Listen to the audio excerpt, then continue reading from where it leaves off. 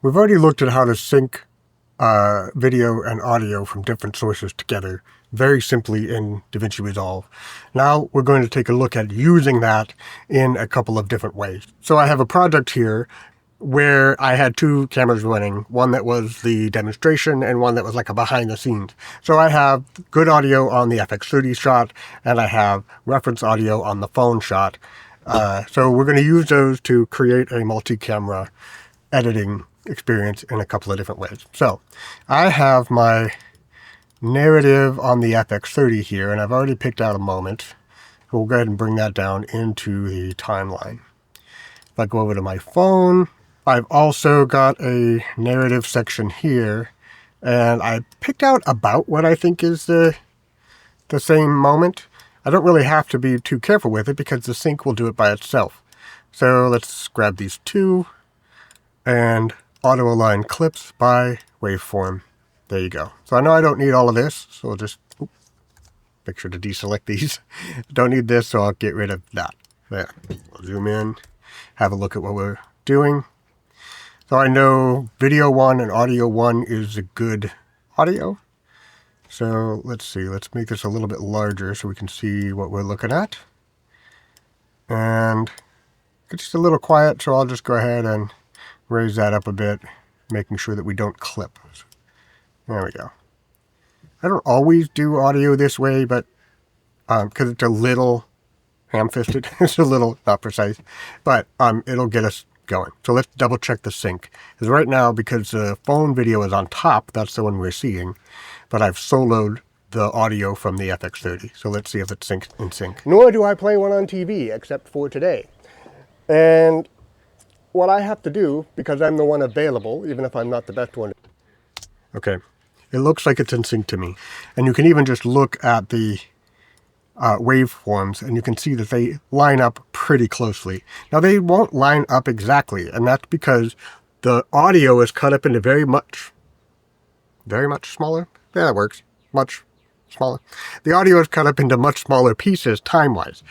Much smaller pieces versus the video, which is one frame every 30 seconds. So the smallest division of the video can be cut up into is 30.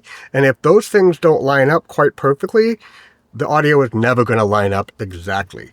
There's a variety of sophisticated ways to make sure the cameras are all running on exactly the same clock that gets around this problem. We're not going to do that. We're just going to get as close as we can and go from there. So if it doesn't line up quite perfectly, that's why. So now we have two synced cameras and synced audio.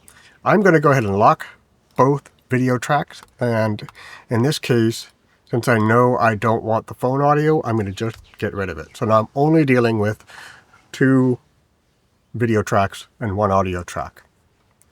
I'm also going to uncheck this link button, and that way when I select this video file, it doesn't automatically select the associated audio track. So now we are ready to go back and forth between these two cameras, and there's a couple ways you can do that. Let's see, is this where we're going to start? Nor do I play one on TV. No, we're going to start here. I am not a... So we start here, and when no video or audio tracks are selected, if you hit your split clip hotkey, it'll split all of them. So I'll go ahead and get rid of those, which we've gone through before, the split and delete or ripple delete. And let's pretend that we want to see the... I am not a mechanic. Nor do I play one on TV, except for today. And when I look away, let's go ahead and start cutting to the other track. So I'm going to put a split in the top track, the phone track, and then I'm going to hit the D, the letter D, to disable that clip. This is a very manual way of doing multi-camera editing. So now, except for today. And what I have to do, because I'm the one available, even if I'm not the best one to do it, is when I look away again, we'll go ahead and put another split here. We'll select the next section of the video and hit D again to re-enable it. So D will enable or disable depending on what state it's in. Best one to do it is double check the brakes on this car. Now, I don't quite like, the cut's fine actually, but let's pretend I don't quite like it. The best one to do it is double check. I actually want to come back to this shot as my head is moving more up. So I find the spot, grab the, you can see how the cursor changes. I'm going to grab the middle of it like that and just drag it over to where I want that cut to actually be. Do it is double check the brakes on this car. I think probably should be before the word is. So we'll move it back, looking down here to tell where the word is. The best one to do it is double check the brakes on this car. There we go. I like that. So again, this isn't really a useful edit, but you see the process. This is a very manual. I am picking each shot at each moment. The advantage that this has is that I can see the whole thing. I know where I have shots that I'm not using. And then, let's say, for example, I wanted to bring back a section of this shot. I could just put a couple of splits, and then there we go. Now we have what I have to do, because I'm the one available, even if I'm not a good cut. But you see what I mean. You can see what's available, and you can go grab it if you need to. One of the reasons why I prefer this when I'm doing long form editing. But now let's look at the actual multicam workflow. So I have in these two folders, I'm going to hold shift to select both of them. And I have renamed these two files that we're working with, the narrative. So this, using the search function, brings up just those two files. I'm going to select them both and create a new multicam clip using the selected clips. And now we'll give it a nonsensical name. I am going to uncheck move source clips to the original clips bin because it'll do that by default, and it kind of bothers me that it moved my media around. And here under angle sync, I'm going to change to sound. So this is using the same function of listening to the audio to sync those files together. And we'll go ahead and create. And now somewhere it has put booyah. There it is. For some reason. Sometimes you have to go look for it, but there it is, booyah test. It looks like it's a timeline, but it's not. It is a multicam clip. It is one clip that contains all of the information, video and audio, from those. So I'm going to create a new timeline using the selected clip. And we'll call that booyah timeline. And now we have this multicam timeline. And you can see here that there's a lot of blank space in the beginning, and the audio doesn't really kick in until later. But look carefully here. This says booyah test angle 1. This says booyah test angle 1 as well. And it looks like that angle is the phone. We need to actually get into this and see what those two things are. So if I select this clip, double click it so that it shows up here. This almost looks like we're done, but we're not. We actually have to go to multicam right here. And now, as I scrub through the timeline,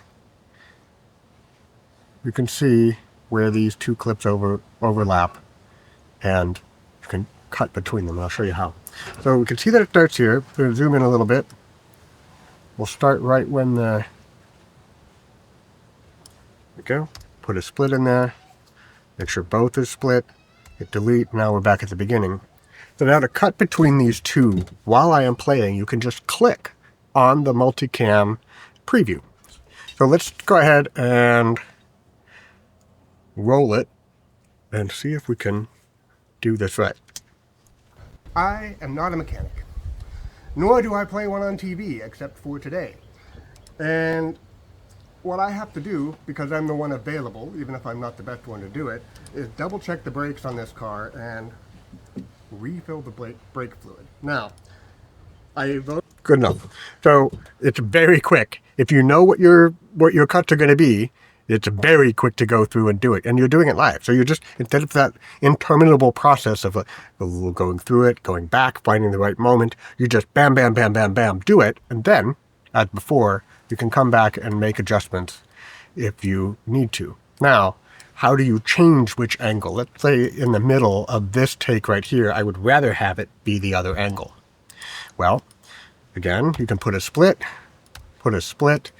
then select the track, right click, and then switch multicam clip angle to the other one.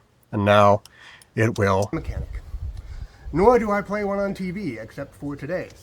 So that's a couple ways of using the audio to sync several cameras together. Could be more than two.